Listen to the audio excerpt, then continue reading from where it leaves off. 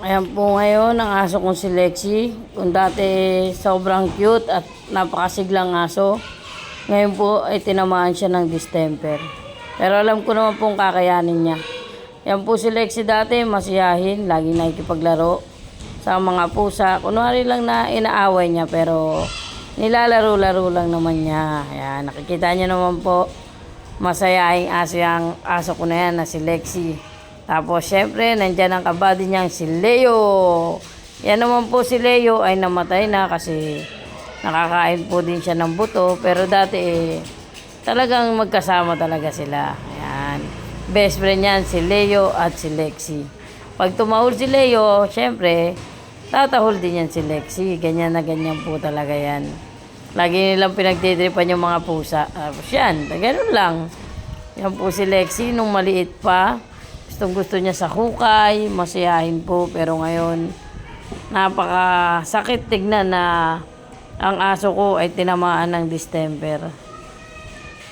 Wala man akong magawa, kundi palakasin sila na kailangan malagpasan nila yung distemper. Kailangan sarili nilang katawan ang lalaban sa sakit. Para sa kasing COVID, masasakit ang katawan nila, nanginginig yung mga muscle nila. Kusang gumagalaw. Maghapon lang siyang umuungol-ungol. Ganyan. Ang sakit. Tignan na ganyan yung mga aso mo. Na dating sobrang lakas at ang cute-cute. Ngayon, hindi mo na alam paano mo gagawin. Paano mo sila pagagalingin. Paano mo sila tutulungan. Ayan na po siya ngayon. Sobrang ang sakit isipin. Ang sakit lahat talaga. Parang nararamdaman mo yung nararamdaman nilang sakit na lalo na sila, hindi sila makapagsalita. Kaya hindi ko malaman kung paano gagawin ko. Paano ko sila isusurvive. Pero alam ko namang malakas si Lexi, kaya niya yan. Tsaka si Tanggol, may sakit na rin.